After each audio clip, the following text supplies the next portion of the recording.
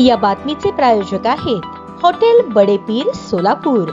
Chicken biryani फक्त 60 रुपयात। ज्ञान ही सर्वात मोठी संपत्ती आहे। आज विद्यार्थ्यांनी पदवी व पदविकेच्या माध्यमातून मिळवलेल्या ज्ञानाचा शिक्षणाचा उपयोग राष्ट्राच्या वैभवासाठी करावा असे आवाहन महाराष्ट्र राज्याचे उच्च व तंत्र शिक्षण मंत्री चंद्रकांत दादा पाटील यांनी केले। गुरुवारी पुण्यश्लोक अहिल्यादेवी होळकर सोलापूर विद्यापीठाचा 21वा दीक्षांत समारंभ विद्यापीठाच्या दीक्षांत मैदानात पार पडला। यावेळी मुख्य अतिथी म्हणून उच्च व तंत्र शिक्षण मंत्री चंद्रकांत दादा पाटील बोलत होते। या समारंभाच्या अध्यक्षस्थानी कुलगुरू प्राध्यापक डॉक्टर प्रकाश महानवर हे होते। यावेळी गोवा उच्च शिक्षण परिषदेचे उपाध्यक्ष डॉक्टर गोपाल मुगेराया यांची प्रमुख उपस्थिती होती। प्रभारी कुलसचिव डॉक्टर अतुल लकडे यांनी विद्यापीठाच्या प्रगतीचा आढावा घेतला। परीक्षा व मूल्यमापन मंडळाचे संचालक डॉक्टर श्रीकांत अंधारे हे ज्ञानदंड हाती घेऊन मिरवणुकीच्या अग्रभागी होते। यामध्ये विविध विद्याशाखेचे अधिष्ठाता, व्यवस्थापन परिषद, विद्या परिषद, अधिसभेचे सदस्य तसेच पदवी घेणारे स्नातक मोठ्या संख्येने सहभागी झाले होते। उच्च व तंत्र शिक्षण मंत्री चंद्रकांत दादा पाटील म्हणाले, अथक प्रवासातून पदवी मिळवणे हा विद्यार्थ्यांच्या आयुष्यातील ऐतिहासिक टप्पा आहे।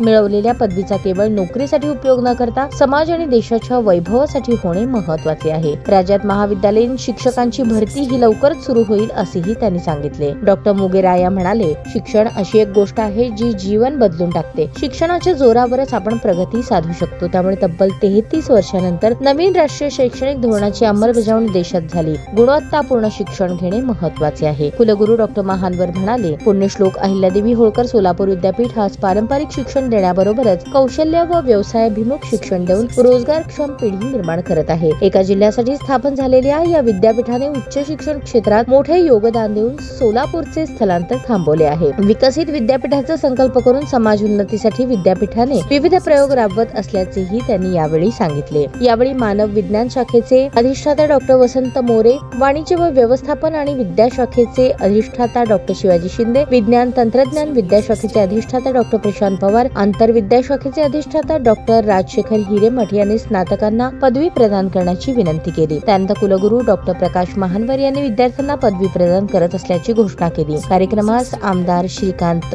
भारतीय, भाजप शहराध्यक्ष प्राध्यापक रोहिणी तडवळकर, व्यवस्थापन परिषदेचे सदस्य राजाभाऊ सरवदे, प्राध्यापक देवानंद चिलवन, प्राध्यापक सचिन गायकवाड, माजी कुलगुरू डॉक्टर हिरेश स्वामी, मोहन डांगरे, उदयशंकर पाटील, माजी मंत्री प्राध्यापक लक्ष्मण ढोबळे, दयानंद संस्थेचे सचिव महेश चोप्रा, डॉक्टर बीपी रोंगे यांच्यासह अधिकारी, कर्मचारी, नागरिक मोठ्या संख्येने उपस्थित होते। कार्यक्रमाचे सूत्रसंचालन डॉक्टर यशपाल खेडकर आणि डॉक्टर तेजस्विनी कांबळे यांनी केले। ताज्या बातम्या पाहण्यासाठी प्राईम महाराष्ट्र न्यूज चॅनलला सबस्क्राईब करा।